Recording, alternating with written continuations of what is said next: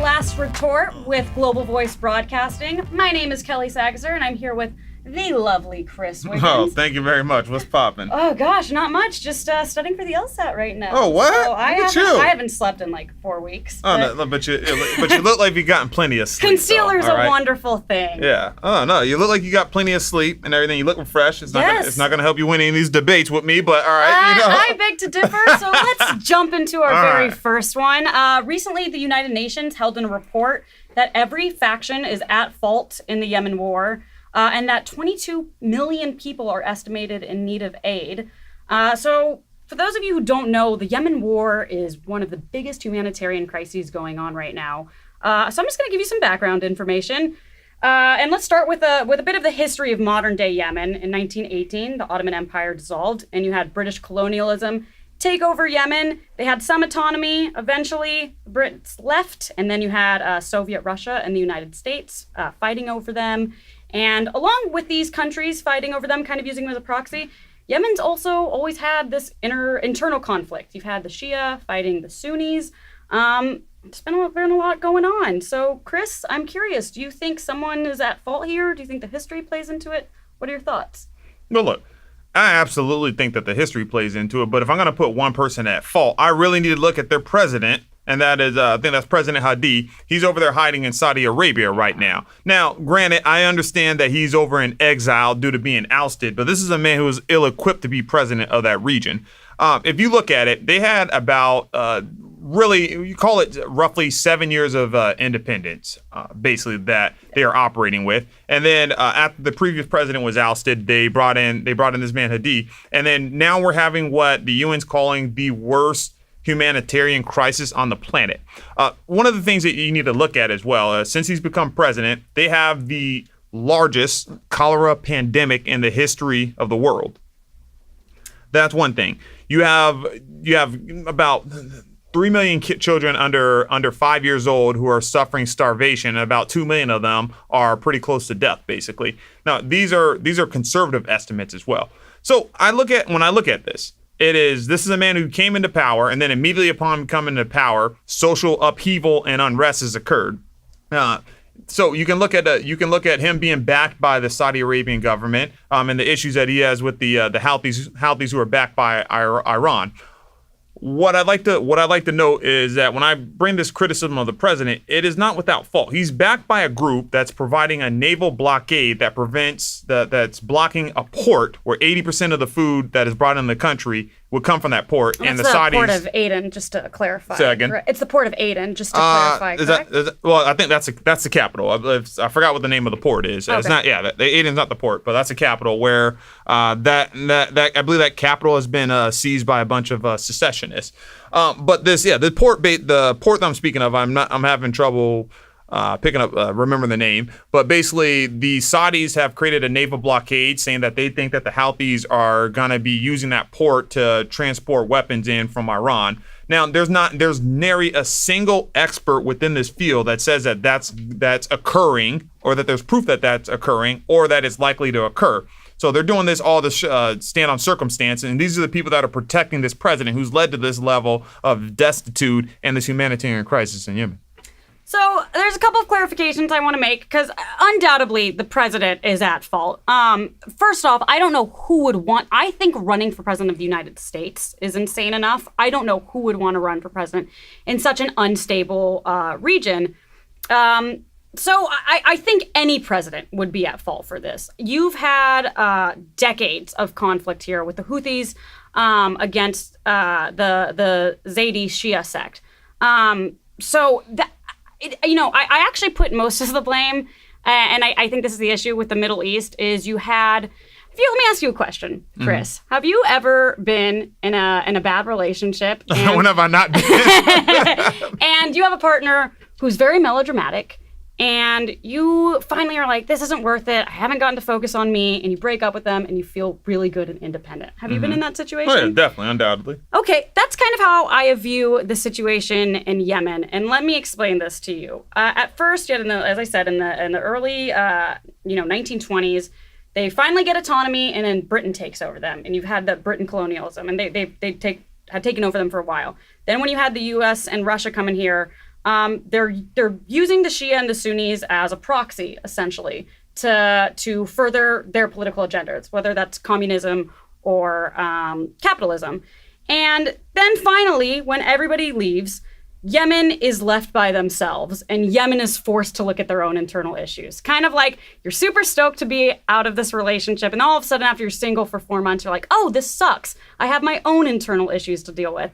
And that's what happened with Yemen. And you see this happening a lot in the Middle East in multiple countries. I think what emphasizes this the most in Yemen is you have a pretty 50-50 divide with Sunnis and with Shiites. You have Saudi Arabia taking the Sunni side because they want their agenda to be crossed, and they're using it to propagate whatever their beliefs are. And then you have the United States backing this. And then you have Iran backing the Houthis, who are a very, very dangerous organization.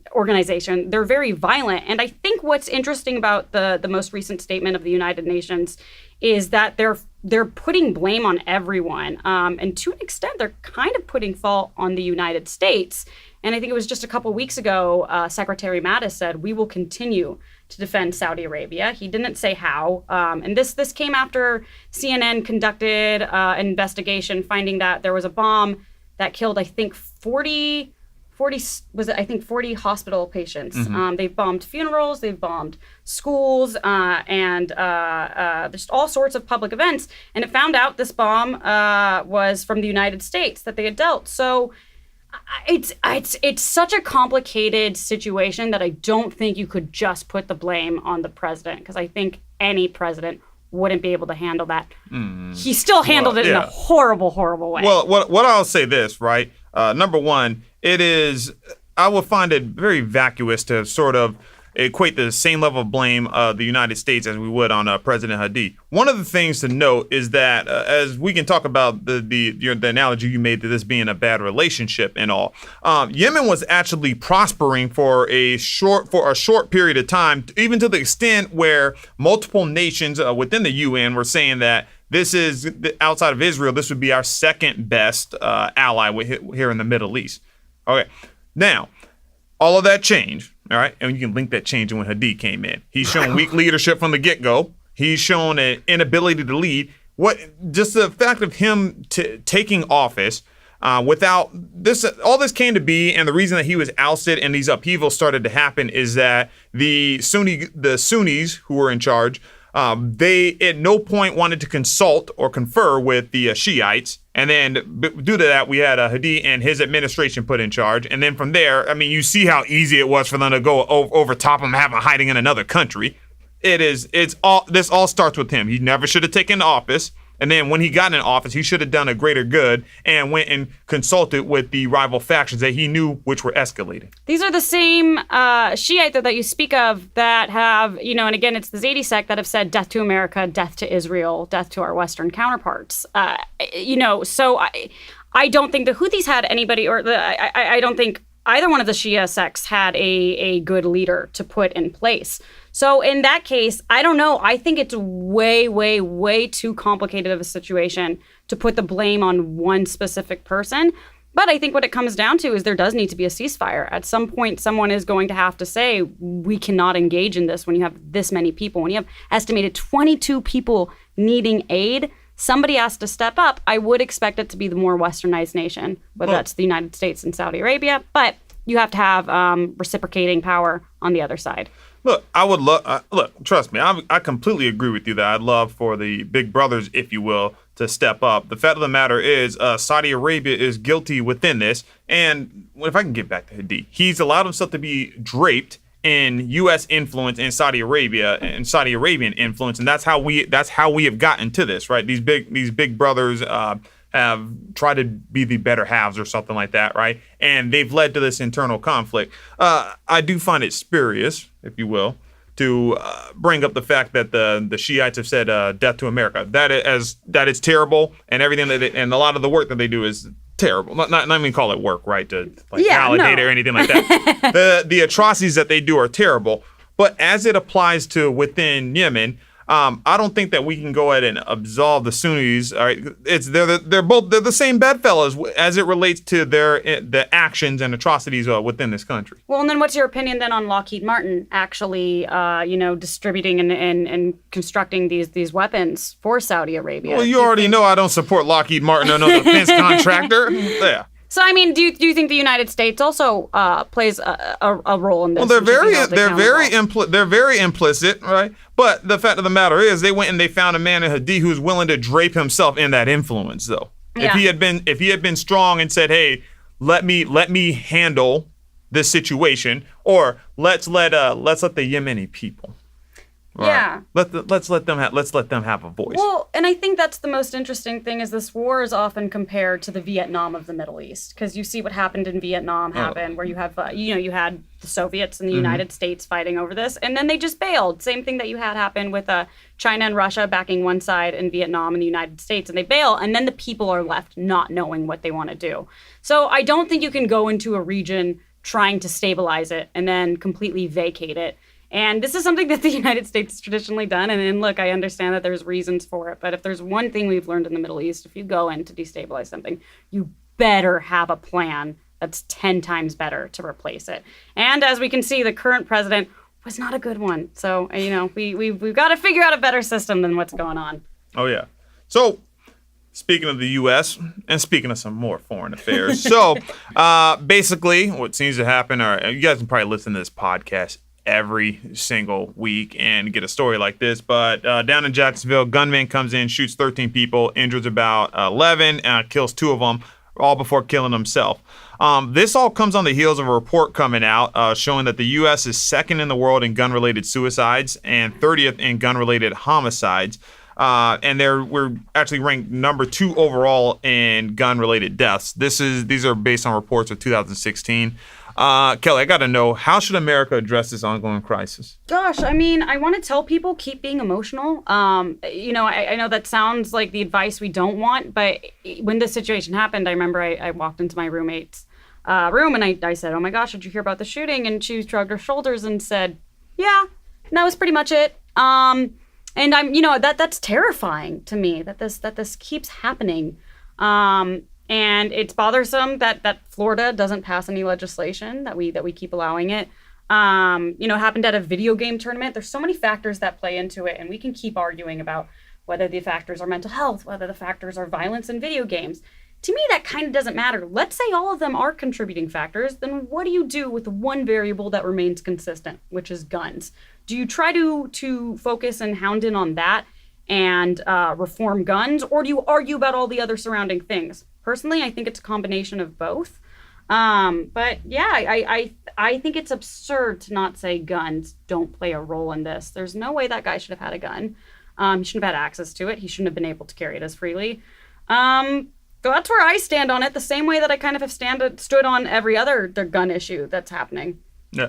Well, with respect, I don't think this is a gun issue. I think that this is a mental health issue. One thing that I draw that's a source of contention for me is that one side is completely focused on guns and won't get off of that, and then the other side is completely in love with guns and they won't budge. Yet there's an obvious issue here, and that's mental health. If you look at the rise of since we've made mental health taboo, and we've made it where we've closed down public mental health facilities and made them all private, we've seen a rise in whether that's school shootings, different locational shootings, just mass shootings have been on the rise over the last 60 years, right? I think that 1967 was sort of when the first piece of legislation that came about to shut down public mental health. Right, so it's become only the wealthiest of society can go ahead and get mental health. I think that that's more to blame than guns. I mean, simply put, if you look at China, which has strict gun laws, they have a huge problem with mass knifings.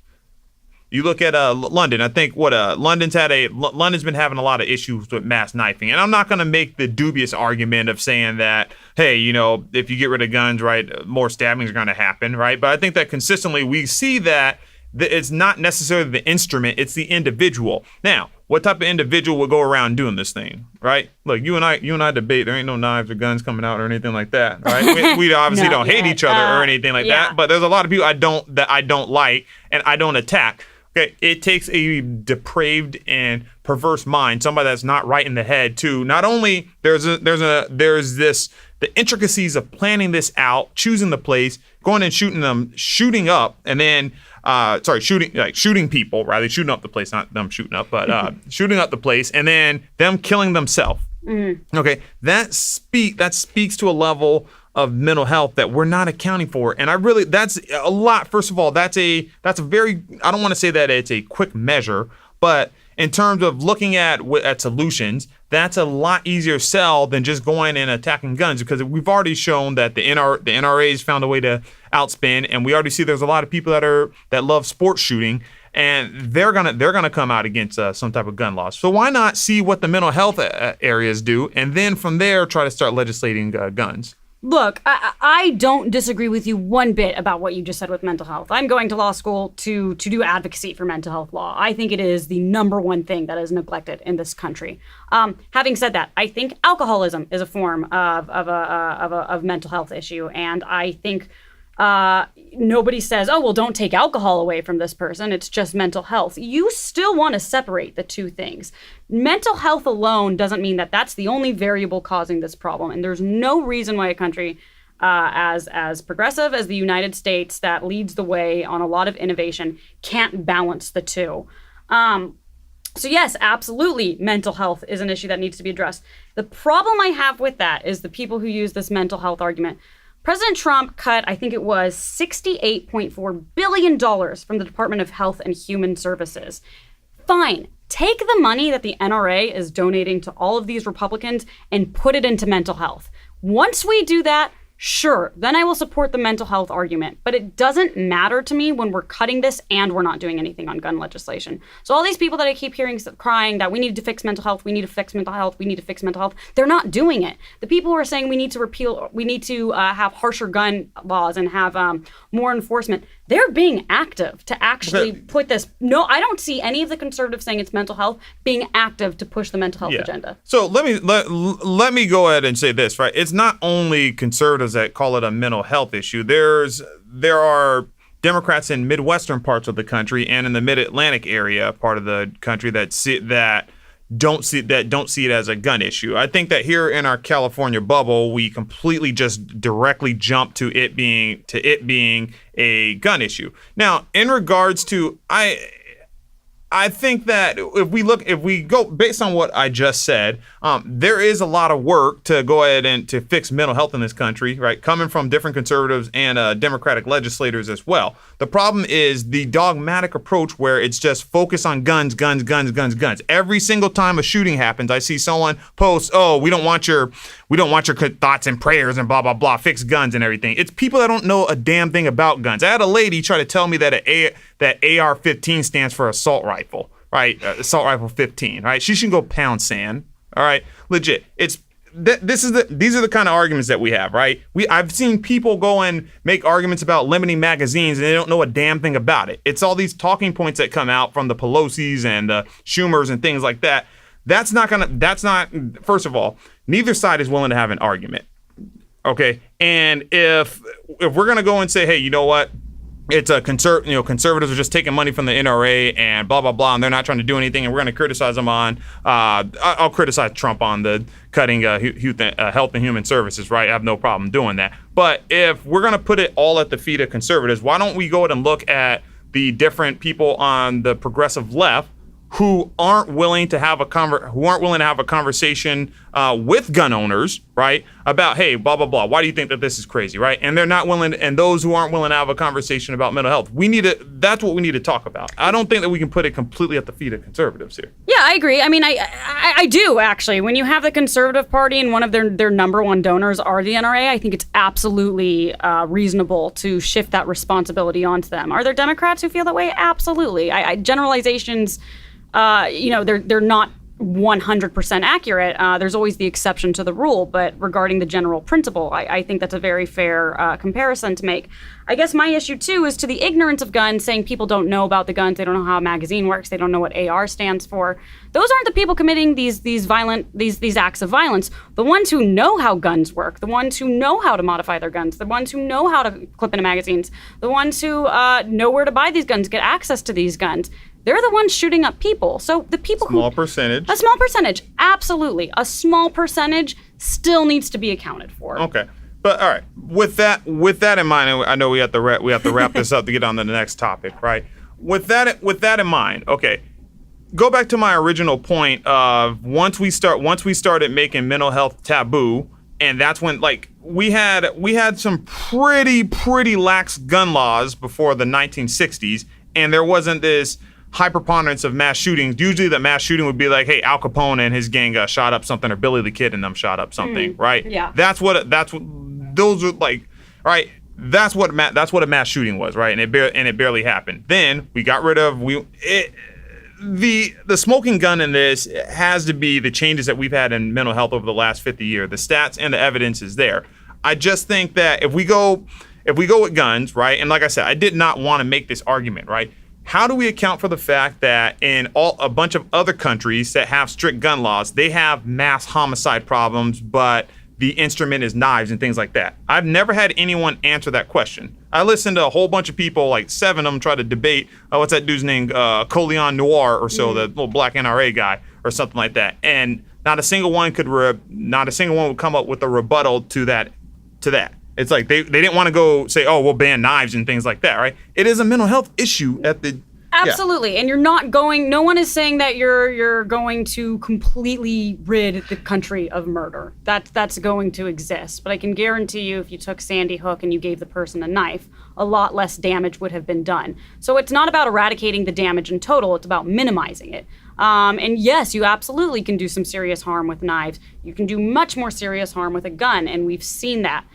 So again, I think the reason why people might not answer that question isn't that they don't have an answer, but it's that there's no clarity in what the purpose of gun reform would be. And look, I'm not saying get rid of guns. I do recognize it's a constitutional amendment, and I think law-abiding citizens should be able to own one. I still think it's too easy to get one. I don't think there's enough enforcement when you do have one. So my answer to that question is getting rid of guns won't solve that issue. Those are two separate issues. It's solving one specific part of it. So it's not just saying, oh, well, this is always going to exist, let's get rid of it. There's always going to be drunk drivers. It doesn't mean you get rid of the alcohol limits.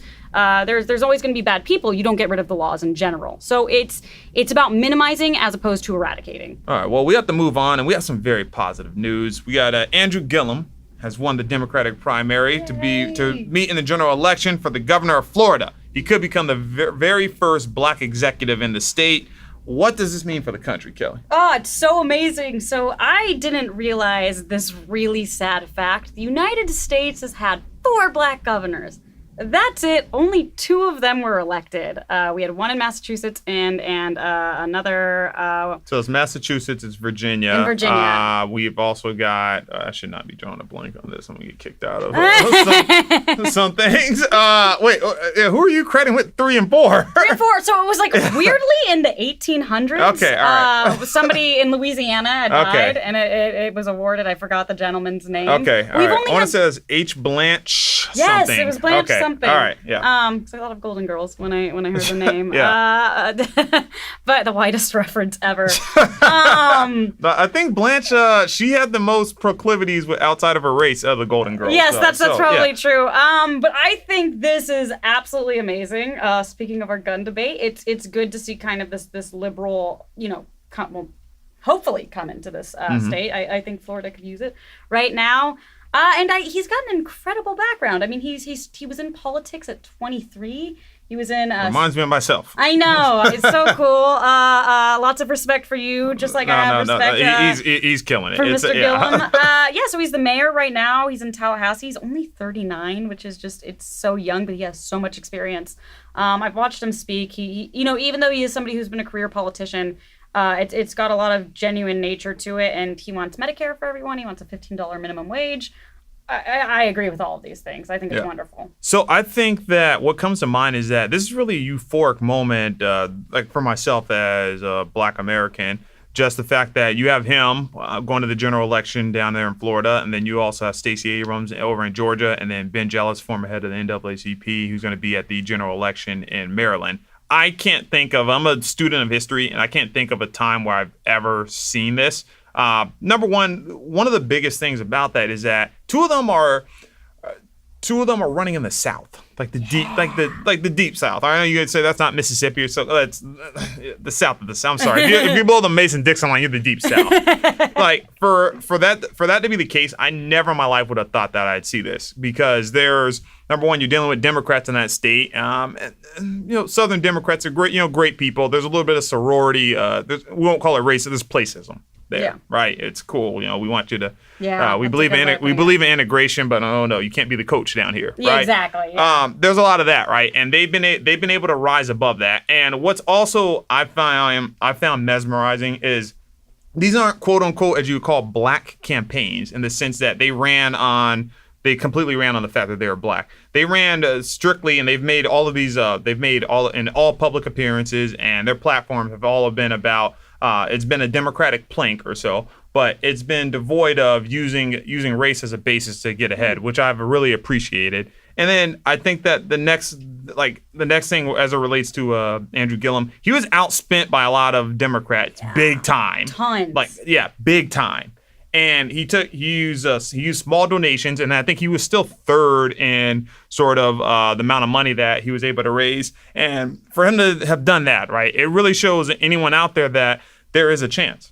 Absolutely, and you bring up a good point. I didn't really think of that. The primary concern wasn't race, even though that is part of the bigger picture. They were able to relate on so many issues. And one of the things that you bring up about it being in the South is, since this is where racism can run a little bit more rampant, I think it's so great to have leaders who, yes, I have experienced this and I am representing you. It's reflective of the community, which, I always find interesting that the place that experienced racism the most, they have the biggest population of this, yet they always have the white stuffy guy who is the leader. So it'll be great. I'm just kind of happy with anyone replacing Rick Scott at this moment, and to think that Andrew Gillum could be the one doing that. I think it's such a pivotal moment for everyone. I couldn't agree with everything he says. I hate to, kind of fangirl over this. But I was like, yes, I'm so behind this campaign. It's absolutely incredible. Yeah. Now, one thing I got to look at is, you'd never see this in California. Yeah, that's a really interesting point that you brought up, and it kind of made me crawl back into my skin and have to reflect. California is supposed to be this really progressive state, and yet there's not a lot of diversity in this. And it'll be, hopefully California will kind of start to follow suit with this. They had a chance, but they chose Gavin Newsom as the nominee. It's John Cheng was ready, and Villaraigosa was ready. He said no. It's kind of embarrassing. Yeah, it's an interesting. Interesting race that I think that California, I might be off on this, right? But I think we're one of 4 or 5 progressive states that hasn't elected someone from a protected class, if you will, basically. Interesting. I think that's because California is still such an affluent, we have, I think we have the 6th largest GDP. Yes. I think because there's so much money in California, it's unfortunately still a state where money goes a long way. And you haven't seen that grassroots activism happen here. Yeah. California's an interesting place. You have your bubbles, but it's in many ways very closed-minded. Yeah. Texas has had a handicap. They have a handicapped governor, and they've had a woman governor. We're getting beaten by Texas. Yeah, and we one time had a Black person make the general election in Mayor Tom Bradley, I think. You know what? That's an interesting point, though, because people are always saying California's going bankrupt, and it's because of our lax immigration policies and all of this. And maybe that's not why California's going bankrupt. Maybe it's because we keep electing the same people, which is all these stuffy, rich white people. So let's see if we change that. I bet you could probably get California on a little bit of a better track. All right, so we got to wait 4 years for that. Fingers crossed. Yeah. Let's talk about a piece that's, part pop culture, but it's got some interesting moral dilemmas tied into it. Is Louis C.K. just returned to comedy? Uh-oh. I have a lot of mixed feelings in this. It was, I believe, in New York. It was at a Comedy Cellar, the Governors of Levittown. And he, was interesting. A lot of the women who were sitting there didn't laugh. He didn't get nearly as many laughs. And I heard it was described as very uncomfortable. How do you think you would have reacted if you were there? Well, it would depend on the set since I haven't seen the video and everything, but I'm someone that's a fan of Louis C.K. and I've always found him funny. It seems like he actually dropped in unexpectedly. I find that a little bit rude, but when I say that, right, I'd be remiss to say that. I say this on a soapbox or so, but the fact that if Dave Chappelle were to come by somewhere unexpected, I have no issue. Right. So I'm a hypocrite in that regard. But look, without me knowing what the material is, I can't judge how I would have reacted. I probably would have geeked out for the fact that it was Louis C.K. It sounds like, from what I've heard, that he actually went and issued an additional apology. That's sort of what some of the reports are. But I know comedian Melinda Hills came out saying that she hasn't heard that happened, and she sort of led a crusade against him here, if you will, with this new hashtag of Me Too Soon, saying that he deserves a right to be back in comedy, but he should do more penance before that. Agreed. What I do take umbrage with that, though, for the simple fact that for all of Louis C.K.'s faults, and what he did was absolutely disgusting and weird and deviant in every manner. His apology, when you compare that to most apologies that you hear, number one, there's a level of remorse in it that you don't typically see. And there's an explanation in regard to the remorse and why he's sorry. I don't want to say that sufficed and everything like that. However, I do have to look at he did that and then took some time off, and he has paid the price in the fact that show and movie were removed from HBO or Showtime or something like that. Mm-hmm. He's done that. He's become this source of ridicule by his former friends of his like Marc Maron and people of that regard. So he has paid some type of a price, and it seems like this comedian is sort of making the case that she sort of has the be-all, end-all in terms of how long he should be out of this for. Which that's where I take a little bit of issue with. Like, if she wants to be mad at him, that's fine. But go and say that he should stay away from comedy and stop making money and stop making a living, and he's entertaining people that like his brand of comedy. I find that a bit, I take a lot of issue with that. Yeah, look, let me say I was a huge Louis C.K. fan. He was without a doubt one of my favorite comedians. I think his material's great. I think he's a terrific writer. I think the hashtag #MeTooSoon is the perfect way to capture what was the issue with it. It really just was too soon. And there was a lot of repentance he needed to do beforehand. I still don't think that he's... I don't even want to say clear his image, because I don't think the image is what matters. But you really, the issue with this and with the Me Too movement, and one of my favorite things that someone had tweeted when this was going on is like, great, I'm glad you're sorry. Can all the women who lost their jobs and who went through a lot of the trauma when this happens get that time back? When women get sexually harassed, we're robbed of a lot of our time. There's a lot of emotional turmoil. We have to really think about what happened. It plays an emotional toll. And when that much time gets robbed from you from something like sexual harassment, I mean, it hasn't even really been a year. It's, I think, barely been a year. It's just, you got to take more time. Just like the women have to take time to heal and to get over this, I think that should be applied to him as well. So with respect, two things here at fault. Two things to bring up. So the second one's going to be a question, but the very first one is, it's been a year since he apologized publicly.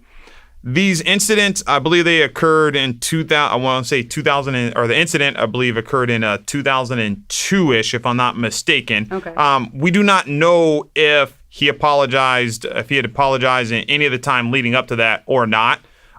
He is, since he hasn't commented on whether he apologized, and I believe that the two ladies who were harassed, I don't believe that they've made any comments as to whether he apologized. The news of it had broken out last year, so we'd assume that he probably hadn't apologized in the years leading up to that.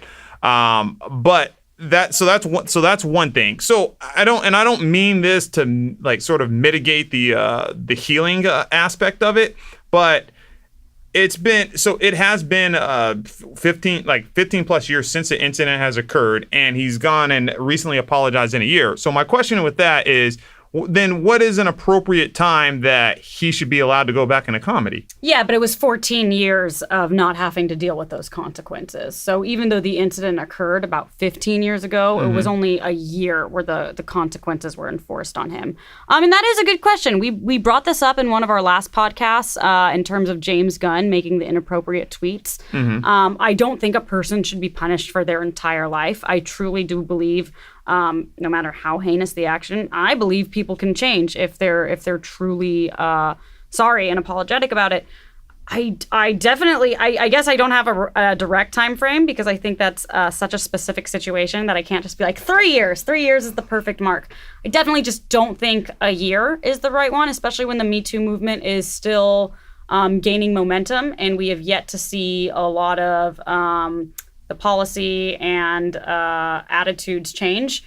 So I would say until you really start to see those differences made in, Louis C.K. making these efforts to be one of the people who are leading these policies. Because you mentioned that you didn't know his material. He had a joke about a rape whistle in there. Last at the Comedy Cellar? Okay. That somebody that two women had spoken about. So it's still kind of that pushing the limit, and that makes me wonder, are you really sorry? Do you really understand what these actions mean? And I know that's part of his comedy, but, I think there's a lot of factors, but some of the criteria is how you've, how much effort have you put in to change something that you were a part of? Because we all make mistakes, whether those are huge or small, we've all hurt people. You need to put forth an effort to resolve what you've done, and I don't see that he's done that. Yeah. Well, I cannot comment on what he's done, and I don't know that Melinda Hill can comment on what he's done as well.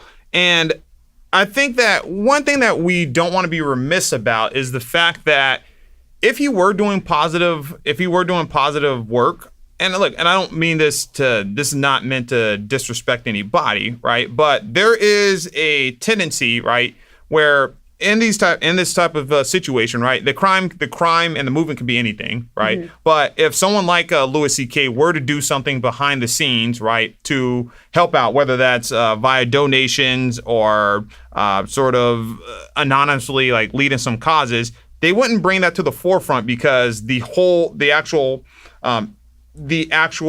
terrible transgressions that are actually occurring haven't been brought to heel through any type of legislation. Yeah. So we're still in the spirit of the movement. So what I'm saying is that there wouldn't be a lot of news trying to go and say, hey, Louis C.K. has done this and do that. Basically, what I'm saying with that is that we don't know what he's doing because it appears as though he's been in exile and all, and so.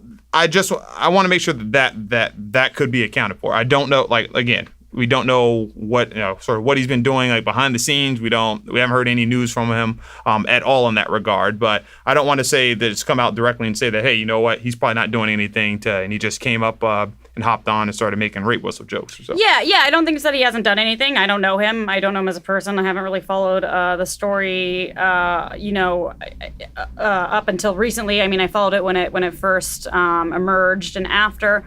But I mean, if we're speaking on pure terms of mathematics, if he went 14 years without getting any consequences from this, you could argue 14 years until he goes back to comedy. I think that's too severe. But I don't think anybody can truly change their actions in a year. I think that's too short of a time. But I don't know. what's interesting is it's not like he went to some huge comedy club. He did go to a smaller one. And, it is something that he likes, doing comedy. But, just I think given the nature of some of the material from what I've read, that's kind of what blurs the line and makes it a bit more controversial. Yeah. And I'll say this. Well, Comedy Cellar, Is it pretty. bigger? I wouldn't say it's bigger, but it's prominent. It's okay. prominent. So, yeah, I and take governors, issue. yeah. So that's fine. That's fine, right? So, I guess what I'll, the point that I'd bring up is this, right? In terms of you saying that we don't know if he's changed within a year. Okay, let's assume if we were to assume that the act the act that was reported that he apologized, right? If we were to assume that that's the only act and it had happened 14 to 16 years ago or so, then and there's no other incidents of that occurring, then it's not just a year that he's changed, right? It's just been a year since the apology, though. Yeah, and and I think ultimately what it comes down to is what the victims feel comfortable with. Those are the people you hurt. Like, it doesn't really matter what we have to say, what our opinions are. I mean, it does to an extent, but I think the people whose opinion matter most are those. So it's different for every situation. Mm-hmm. However, I am glad to see that this had such a big reaction, because for too long we just forget about these types of situations. So I do think the movement is having an effect. And overall, for the bigger picture, I'm at least glad to see how many people rallied in support of the movement, and that was still the main focus point of this. Definitely. Right on. Well, we have a very great guest that we want to get into, and we'll be to her after the break.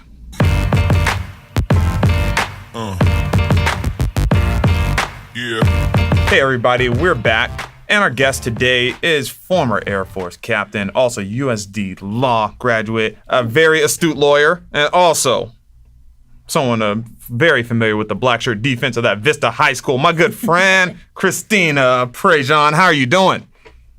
I'm doing great. Thanks, Chris. Awesome. All right, Kelly. Kelly, you're going to lead things off because we got a lot we got to get into. Yeah, there's so much about you that I want to know. You have an incredible background. The first question I wanted to ask you, you do a lot for women's equality. What was it like speaking to City Council on behalf of Run Women Run in support of the San Diego Equal Pay Ordinance, and also speaking on Denim Day during women's equality? It was a great experience. I believe it was my first time on. I think Denim Day was the first time I did it. I spoke on sexual assault in the military, and then a couple of months later, I spoke about the Equal Pay Ordinance being passed, which was passed unanimously, by the way, by the City of San Diego City Council. Nice. Yeah. It was actually passed unanimously, accidentally. One of the city council members, he said, that he opposed it, he disagreed with it, and then thankfully, instead of voting against it, he voted for it, and we all kind of laughed because we're like, well, was it on accident that he voted for it? Yes, it was on accident. Oh my gosh! But it still passed unanimously. Whatever works for us. I think this is the first time we'll all clap for politicians not messing up and doing so. Yeah. All right, so we clap for that big time. So yeah, so that was great, but it was a great experience for me. I spoke on behalf of Run Women Run on Equal Pay Ordinance, and just let them know that it's not only the moral thing to do, but it's also beneficial to our economy when we pay women equal to what we pay men, and it should not be that foreign of a concept. It's 2018. And it's about damn time. So for Denim Day, we spoke on again, military sexual assault. And I don't know if you're familiar with Denim Day or not, but it really originates back in Italy. There was a woman who was sexually assaulted, and at the court trial, the judge said no, that it's not possible that she was sexually assaulted because her jeans were too tight. And so from then on, it's been called Denim Day, and we every year talk about how it's important to have sexual assault awareness. And it's always during April, which is Sexual Assault Awareness Month. Wow, I did not know that story. That's also insane. That shouldn't be a foreign concept. And do you mind talking to us just a little bit about the sexual assault that occurs in our military that people might be a little bit unfamiliar with? Sure. I mean, so when I was on active duty, well, coming into the military, I wanted to make sure of the environment that I was going to be in as a woman, and I was very aware of myself as a woman coming into a male environment. Where growing up as a child, especially in Vista, very close to Oceanside, I would hear a lot of sexual assault issues on base nearby, and so I wanted to know what kind of environment I would be getting into. So my first year on base, I was stationed in Mount Home. I went to the sexual assault response coordinator. It's called SARC in the military. And I asked them if I could volunteer or if there was any way I could get involved. So I became a SARC VA, which is sexual assault response victim advocate.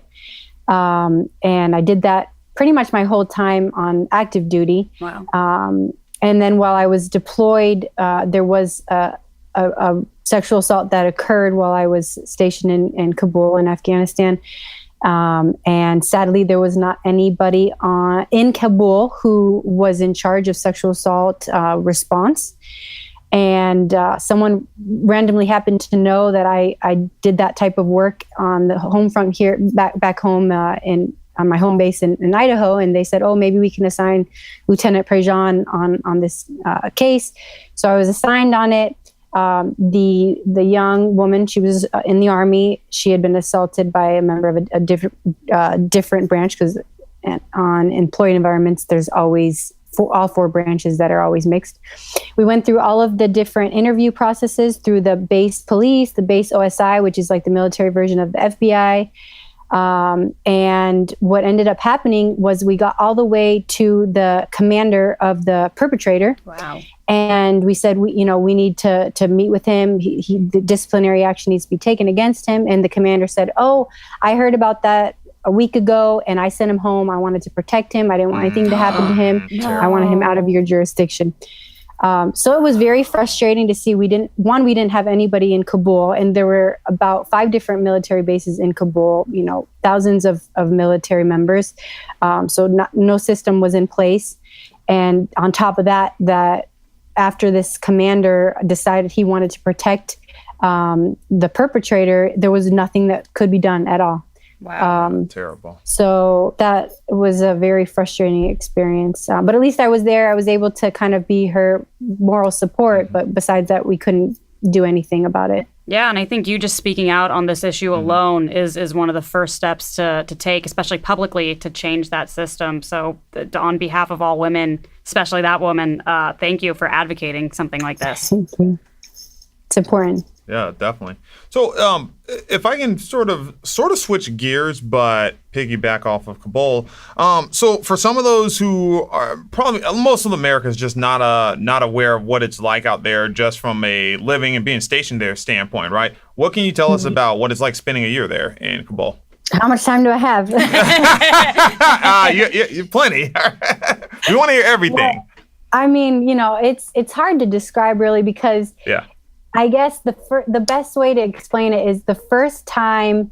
So landing, I'll never forget landing in Kabul. Mm-hmm. I felt like my heart was about to pop out of my chest, because I didn't know a ton about Kabul or Afghanistan or about the culture besides, after 9/11 happened. I do specifically remember seeing on the news that there were some women in blue burqas that were being either shot or just beaten in public at one of the stadiums. And I clearly remembered that from my high school or younger days.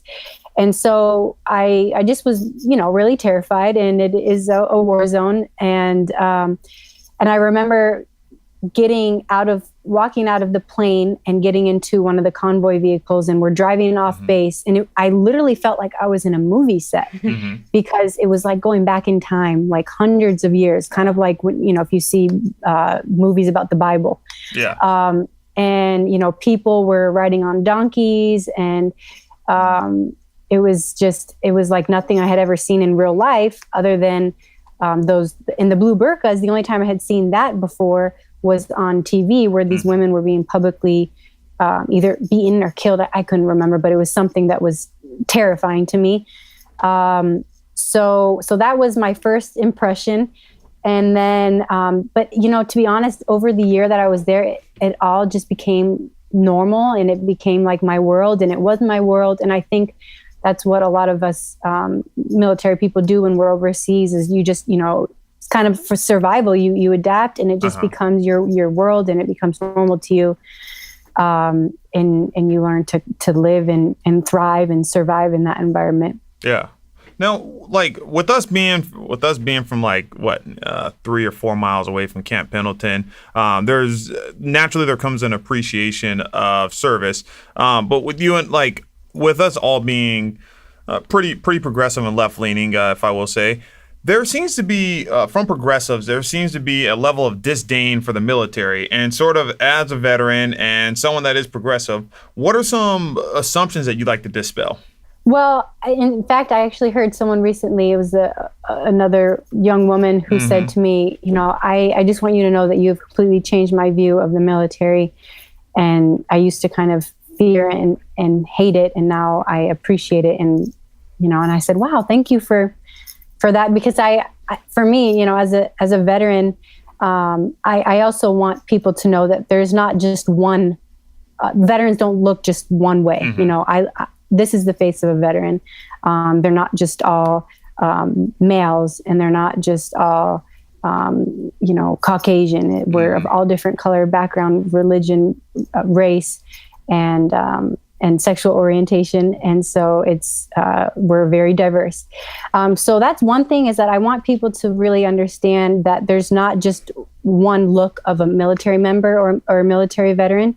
A lot of women veterans are really in the shadows because they know that when people think of a veteran, you don't think of my face. You don't think of someone with long hair and that is, a younger woman. You think of more of people have told me, think of an old guy with gray hair. And so that's one thing, if you can, just dispel what a veteran or military member looks like, for one. And then also, that we are definitely not all conservative. I mean, I myself am proud progressive, and I know of several other active duty members and veterans who are proud progressives, and Tulsi Gabbard, and who are also proud to serve the country.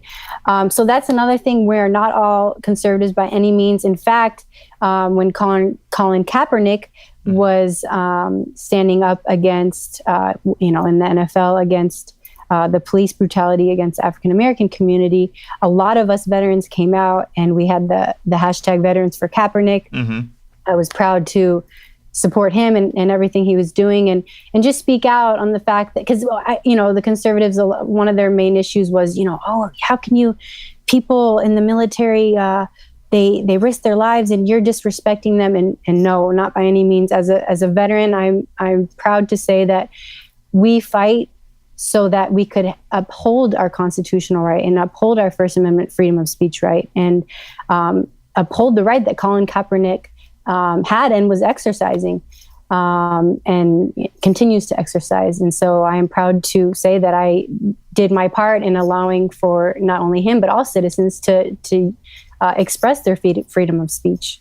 Trying to think of any other, is there any stereotypes that come to your mind? Gosh, I used to. I think after people have spoken out, I think I did used to have that kind of image of assuming that if you were in the military, you were conservative, and kind of that propaganda image. And the more I've spoken with people, it's really interesting. A lot of the people who have been deployed and seen a different way of living tend to be the ones who are progressive, because they've seen the other side and they know what they want to exactly protect against. And I'm curious, did you always have this level of passion and advocacy before you were deployed, or was it something that kind of stemmed from your time in Afghanistan? Of advocacy? Well, I mean, for me, I grew up, I grew up in a Christian environment, and for me, and I believe that Jesus was a feminist and that he was progressive. Yes, he was. But I grew up just really with that ingrained in me to care about others, to the golden rule of do unto others as you would want them to do unto you, and to just have compassion. And in high school, Chris and I went to the same high school at Vista High, but we were very the close to the Panthers, border the here. black shirt Go defense, Panthers. the red and black attack. And I was part of a church, in Vista, and on spring break and any breaks, we would go to Mexico and do like different events, Bible schools, or just build little churches or build homes. And that passion grew inside of me to just have compassion for others. And if there's any way that, I'm in a position where I can help others, then I'm all there and I want to be there. And as soon as I hear about or learn about a need, I want to fix that need or do what I can to make someone else's life better. All right. Now, look, I got to talk to you about the church real quick. All right. Wait, which church? Was it New Venture? Or did you go to the one on Melrose down there by the Food for Less? We're just geeking out. Oh, yeah, the one by the Food for Less. I remember those. Yeah, which one were you at? One was New Venture. My parents were divorced, so my dad lived near New Venture, and then my mom lived near North Coast. Okay. All right. Well, right on. Yeah, I went to New Venture. Wow. When I first moved to San Diego, I met my first friend going to New Venture. They had the main building. I've been removed from church. I don't know what you call it now. They had the main building, and then grades K through 12 were all in a trailer out back. And then by the time I was in third grade, they had like a full-on campus and had high schools and everything like that. So it's huge now, yeah. New Venture was my jam. Like up until I was 17. I also like you're defeating the stereotypes too of both Christians having to be conservative. That's the same thing too. Yeah. I hate that when I see and hear, conservatives saying that, it's the Christian way. No, that's not true. In fact, I really believe that Jesus was a feminist and a progressive, and he, was not throwing stones at anybody. But that's, So exactly. Same with veterans and with religion. I think that it's important that the conservatives can't just try to, own those two things. Okay, so speaking of that, I know that your wonderful sister, she was actually the runner-up for Miss USA. I was in, 2009 was it or so? Yes, 2009. Okay, all right. So she made some comments around marriage equality when questioned by, I think, Perez Hilton or so. Can you sort of speak on the differences in your views in that regard? Yes. We're pretty much a complete opposite of this end of the spectrum. Yeah, no, you're blonde, she's a brunette. That's the very first thing, right? But yeah, just in terms of that, I couldn't disagree more. And obviously it was actually a very interesting time for me because I was a brand new second lieutenant in the Air Force when it was still, they still had the don't ask, don't tell policy. Yes. And so, let me, before I kind of go too far, what happened was I was there. I was, obviously very proud to support my sister. Did not know that she would be saying that at all. None of us knew that question was going to be asked, but and then, right after I met with her and talked with her and I let her know that, of course, I have a different view, but that obviously that is her right to have that view. And I let her know, I said, you can tell Perez Hilton or any other people who, because she was getting calls left and right after, and Perez Hilton went on, I don't know if it was Twitter at the time, but he went on the internet. It was his terrible website. It was that terrible website he had. He was calling her the C word and the B word. Awful. That's one thing, is that it's one thing to have your differences, but it's another thing to attack someone for having differences. And I told him publicly that the way he was treating my sister with such sexist language was wrong. But I also did agree with Perez Hilton on the issue and disagreed with my sister, respectfully disagreed.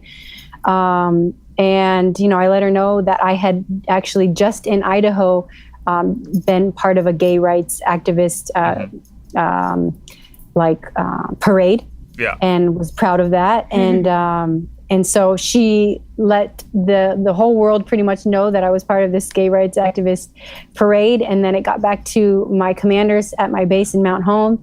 And the next thing you know, they were, asking, there was still don't ask, don't tell, but they assumed that I was, LGBT myself.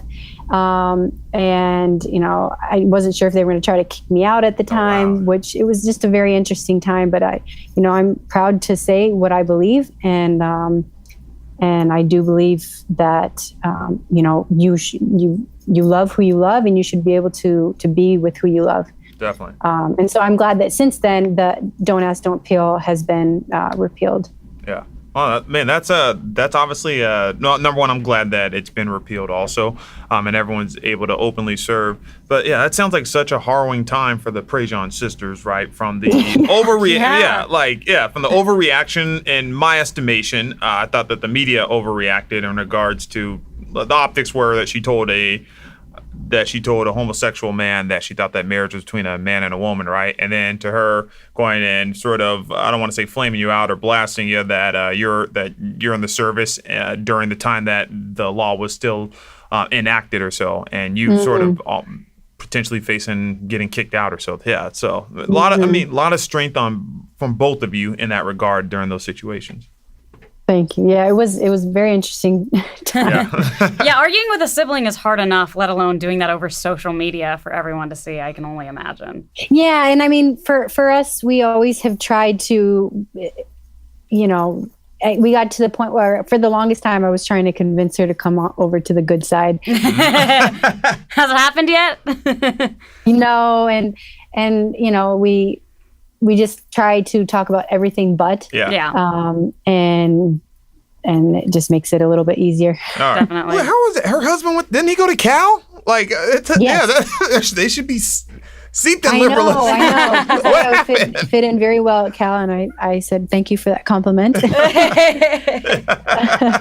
Yeah. But yeah, he did. I know. Yeah, no, I mean, the whole Twitter can complicate everything, but I know you've also used it to get a lot of your ideals out, and you've had a lot of supporters who say how much they agree with some of the stuff you're advocating.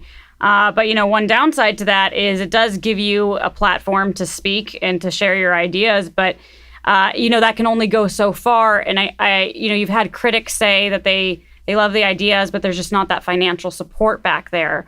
For what you want to accomplish. So how do you kind of reconcile those differences? Well, to be honest, I mean, I was a political science major, and I studied. Shout out! Yes, it's not a pointless major, guys. No, my point about that is that there was no chapter that I ever read or learned about where it said the only way you can run for office in the United States of America is by being wealthy and rich. Mm-hmm. I missed that chapter in both, I did too. American government in high school and all public schooling, and then also in college as a political science major, and then even getting my master's in public administration. I never read that chapter because I don't think that is what our country is founded on, that only the rich people can run for office and only the rich people can be in power. So when I heard that for the first time running for office, I was very disappointed, and I just said, no, that can't be.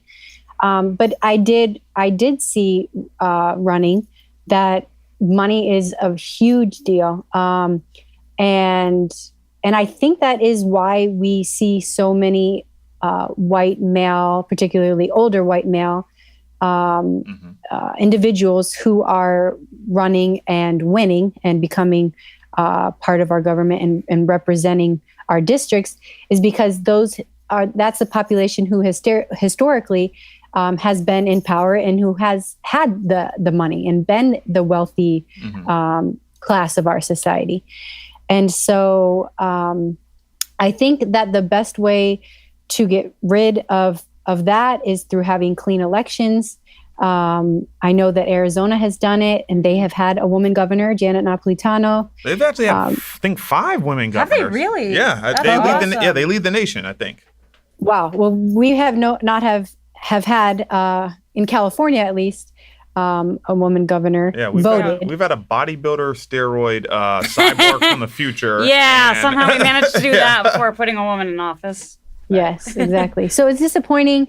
And I think that the only way that we're going to get more women and people of color and people who historically have been in the shadows and who have not been, part of the rich and powerful, the only way we're going to get more of us in power is by having clean elections and having, caps on how much money you can raise, because it really, it makes it so that there's a system where you can legally pay off delegates in a sense. Yeah. There's no limit to how much money you can, or what you can give to a delegate. And that is also really huge and plays a big part when you get the delegates vote, because then you can help, hope it would lead to your party endorsing you. And that's huge.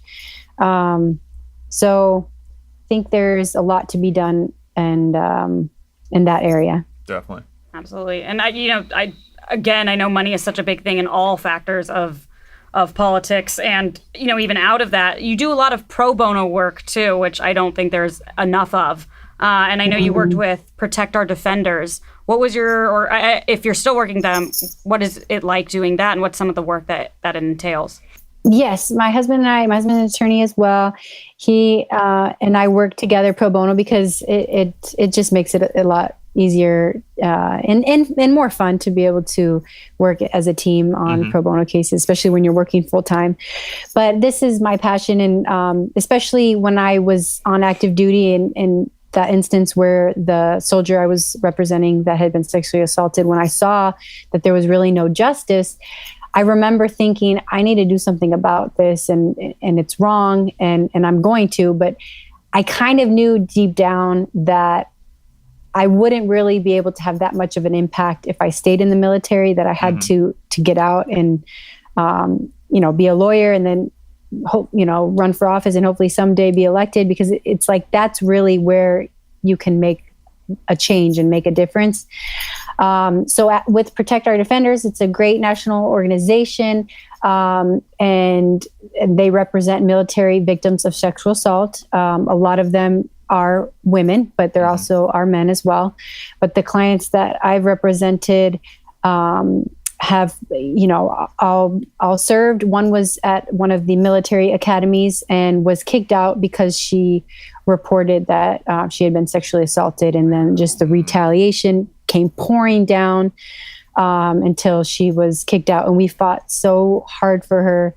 And we're still appealing the decision that the superintendent of the academy, who's a 3-star general, made. But it's very frustrating. There is a lot of work to be done, and it sometimes is exhausting. But I truly believe that it's important that I'm there, because just seeing the difference between my husband, who's not a veteran, who has no military experience himself, I saw how a lot of the military members, when we would go to consult with them about our client in the case, they would try to use military lingo and all these extra acronyms, and just kind of use that to their advantage. And I let them know immediately, I know I was speaking their lingo back, and I know that this is not this way and this is not that way. But my husband wouldn't have known that. So I think it's also important to have that type of experience to be ready to combat the military culture, which in a sense they try to really keep things to themselves, and they don't want civilians to really know their dirty laundry. Yeah. And so it's important. It's an important issue. I love raising awareness about it, and I'm going to until it's resolved, and until there's no more sexual assault in the military. Yeah, fight that good fight. Yeah, that's incredible. Yeah, and thank you so much for doing that. Legit. That means it's important. It means a lot to myself, and it means a lot to my family as well. And you're doing some great. And it means a lot to so many others out there. So that is what right on, righteous. Yeah. Thank you. Yeah. Now, you're also doing work with the National Women's Political Caucus of San Diego. Give us a little more insight on that, if you could. Yes, I'm currently the president of the San Diego chapter. Okay. We are honored, Mrs. President. Mrs. President. Yeah. And we did not have a chapter for 20 years, more or less. After the elections in November of 2016, I was devastated, like I think many of us were when Trump was elected. And I just started emailing out tons of women's groups. One of them was the NWPC, and I looked for a chapter in San Diego, and I couldn't find one online. So the closest one I found was in Orange County, and I emailed them and I said, do you mind if I become a member with the Orange County chapter, even though I live in San Diego? And they responded and said, of course, we'd love to have you, but we've been looking for someone for the past 2 years to start up the San Diego chapter again, if you would want to do that. And I was like, of course. I mean, obviously, it would have been nice to join a organization that was already started here. Yeah, you're not doing enough already. You need to add one more thing to your plate. But I was like, sure, So it's been difficult getting it up and running and getting it started with. There's so many different aspects of, the bank account and then just getting a board met together. And it's funny, I just asked everyone I knew. And so now our board is mostly attorneys, but that's fine. That is a badass board that I would not want to mess with. That is awesome. And it's great because we're all millennials.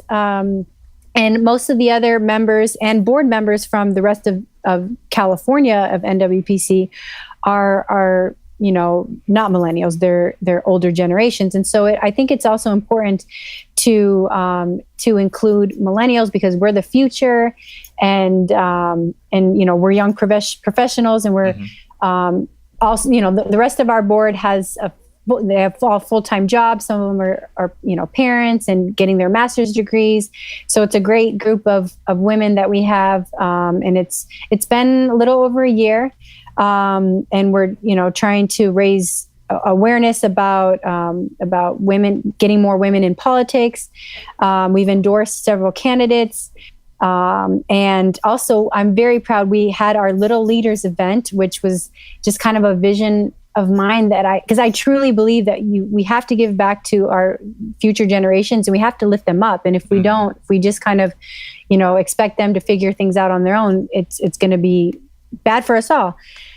So we had a Little Leaders event at the law school here in San Diego.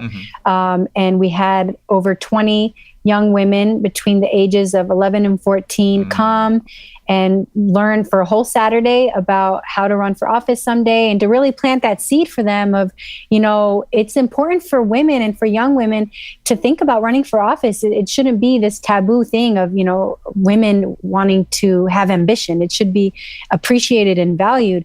So it was great. And we had 3 guest speakers. We had our city attorney of San Diego, Mara Elliott. We had one of our city council members, Georgette Gomez. And then we also had a candidate for Congress, Tatiana Mata, who's a good friend of mine. She's running against McCarthy up north near you. And it was great because so many of those young girls had never met anyone who was, in office, and they were getting their autographs. How cute. Yeah, it was a beautiful day. All right. That's amazing. It's good to see people getting autographs from elected officials who are making a change. I love that. Yeah. Now we have one last question for you. But how the hell do you sleep? Yeah. I do need to be better about self-care. Okay. But and it's important because you cannot. Someone recently told me, you can't save the world if you're not 100% healthy and well and energetic and ready. But I do have a lot of energy, and I think what really keeps me. And I don't drink coffee. I've never I don't drinking either. Coffee. It tastes gross. But I really good for think you guys. I think it's my heart and my passion and my mind that continues to just keep me, to drive me. But I do sleep, and. And I have an adorable dog. I don't have any children, but I have a great husband who's very supportive, and I think that really matters. It makes a big difference. All right. So you're like the bionic woman, though.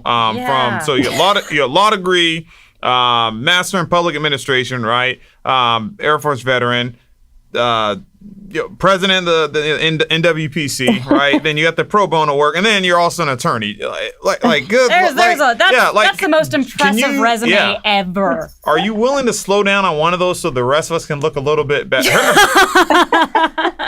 Well, okay, I will say, when I was in Afghanistan, I thought a lot about life and death, and we had several rocket attacks when I was there. We had several of my sisters and brothers in arms who died, and it really planted in me just that like fervor for life. And I remember telling myself, you know, if and when I come home alive, I want to live every day, just carpe diem, give it my all.